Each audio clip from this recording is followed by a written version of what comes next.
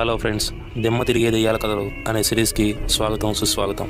అరే మామ, పొద్దు నుంచి తిరుగుతున్నాను రా. మా ఏరియా మొత్తం ఒక్క ఏటీఎంలో కూడా డబ్బులు రావట్లేదు. మీ ఏరియాలో ఏమైనా వస్తున్నాయా? ఒకసారి చూసి చెప్పరా అన్నాడు రవి. రవి వాళ్ళ ఫ్రెండ్ ఒక ఏటీఎం అడ్రస్ చెప్పాడు. అక్కడ ఎప్పుడు డబ్బులు వస్తూనే ఉంటాయరా అని చెప్పాడు. ఆటోలో అడ్రస్కి వెళ్ళాడు రవి. చెప్పినట్టుగానే ఆ ఏటీఎంలో డబ్బులు వస్తున్నాయి. ఆ డబ్బులను తీసుకుని ఆ రవి అలా రోడ్డు మీద వెళ్తూ ఉన్నాడు. ఆ ఏరియాలో రోడ్డుకి ఇరువైపులా పెద్ద పెద్ద గేట్లు, ప్రహరీ గోడలతో విశాలమైన స్థలంలో పెద్ద పెద్ద కోటలలాగా ఉన్నాయి. అక్కడ ఉన్న బంగ్లాలు ఉన్నట్టుండి ఓ బంగ్లా నుండి పెద్ద అరుపు వినపడింది. రవి ఆ బంగ్లా దగ్గరికి వెళ్ళాడు. గేటు తెరిచి ఉంది. గేటు బయట నిలబడి లోపలికి చూశాడు. ఆ ఇంటి గుమ్మం కూడా తెరిచే ఉంది. గుమ్మంలో నుండి ఒక ముసలావిడి కంగారుగా బయటికి రావడం రవి చూశాడు.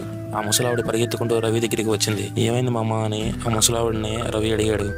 దగ్గరికి వచ్చి, మా ఆయనకి గుండెపోటు వచ్చింది బాబు అని ఏడుస్తూ చెప్తుంది ఆ ముసలావిడి. మా ఆయన్ని ఎలా అయినా కాపాడిన బాబు అని ప్రాధాయపడుతుంది ముసలావిడి. సరే మామగారు, కంగారు పడకండి, పదండి వెళ్ళి చూద్దామని అన్నాడు రవి. ఎందుకో ఆ గుమ్మం దగ్గరికి వెళ్ళంగానే రవికి సందేహం వచ్చి, ఇంట్లో ఎవరు లేరా అని అడిగాడు ఆ మామని. అప్పుడు ఆ మామ, మా ఆయన నేను ఇద్దరమే ఇంట్లో ఉంటాం, మా పిల్లలు వేరే దేశంలో సెటిల్ అయ్యారని చెప్పింది. కొంచెం సాయం చేయబాబు, నీకు పుణ్యం ఉంటుంది అని భయపడుతూ ఉంటుంది ఆ ముసలావిడి. అప్పుడు రవికి ఏం చేయాలో తోచలేదు. సహాయం చేద్దామని, ఎక్కడ మీ ఆయన అని అంటాడు ఆ ముసలావిడితో. అప్పుడు ఒక బెడ్రూమ్ లోపలికి తీసుకువెళ్తుంది ఆ పెద్ద ఆవిడ. విశాలమైన పెద్ద బెడ్రూమ్ లో ఒక పెద్ద మంచం పైన ఒక పెద్ద ఆయన గుండెను 2 చేతులతో పట్టుకుని బాధపడుతూ కనపడతాడు. ఆలస్యం అయితే ప్రాణాలు మిగలవు బాబు, ఎలా అయినా కాపాడు అని అంటుంది ముసలావిడ. సరే బామ్మగారు, మీరు కంగారు పడకండి, నేను వెళ్ళి ట్యాక్సీని తీసుకొస్తాను అని గుమ్మం బయటకు వచ్చి ట్యాక్సీకి కాల్ చేద్దామని చూస్తే అక్కడ సిగ్నల్ చూపించట్లేదు.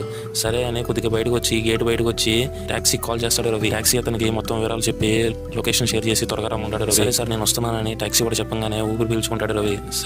సరే ఇక ఇంట్లోకి వెళ్దామని వెనక తిరిగి చూస్తాడు. అంతే, ఒక్కసారిగా షాక్ గురవుతాడు రవి.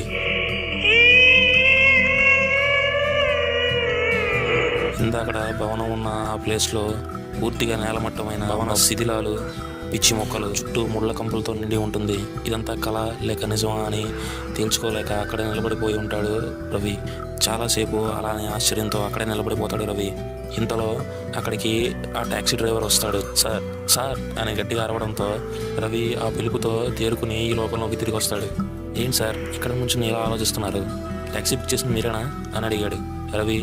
నేనే అని చెప్పి, సరే సార్ త్వరగా ట్యాక్సీ ఎక్కండి, అసలు ఈ ప్లేస్ మంచిది కాదు అని అంటాడు ట్యాక్సీ. రవి అప్పుడు తనకున్న సందేహం నిజమా కాదా అని తెలుసుకోవడానికి ఆ ట్యాక్సీ డ్రైవర్ని అడుగుతాడు. నీకు నా వెనకాల ఏమన్నా బంగ్లా కనపడుతుందా అని అడుగుతాడు.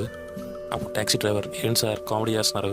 అక్కడ బంగ్లా ఎక్కడ ఉంది? మొత్తం ముళ్ళ కంపులు, పిచ్చి మొక్కలు, బంగ్లా శిథిలాలే కదా కనపడుతున్నాయి అని అంటాడు. అంతే, వెంటనే ఇక రవి ట్యాక్సీలోకి కూర్చుంటాడు. ట్యాక్సీ కొంచెం దూరం వెళ్ళిన తర్వాత ట్యాక్సీ డ్రైవర్ని అడుగుతాడు, ఎందుకని ఈ ప్లేస్ అంతా మంచిది కదని అన్నావు ఇందాకడ అని అడుగుతాడు. అప్పుడు ఆ ట్యాక్సీ డ్రైవర్ చెప్తాడు, సార్ ఈ ఏరియాలో కొన్ని సంవత్సరాల క్రితం ఒక బంగ్లా ఉండేది. ఆ బంగ్లాలో ఒక ముసలాయన, వాళ్ళ ఆవిడ మాత్రమే ఉండేవారు. వాళ్ళ పిల్లలు వేరే దేశంలో సెటిల్ అయ్యారంట.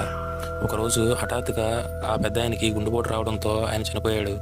ఆ బెంగతోనే ఆ ముసలావిడ కూడా చనిపోయింది. అప్పటి నుంచి మిట్ట మధ్యాహ్నం ఆ రోడ్డు సైడ్ ఎవరు వెళ్ళినా వాళ్ళకి అక్కడ ఒక బంగ్లా కనపడుతుందని, ఆ బంగ్లా నుంచి ఒక ముసలావిడ బయటకు వచ్చి సహాయం అడుగుతుందని చాలామంది చెప్తూ ఉంటారు సార్.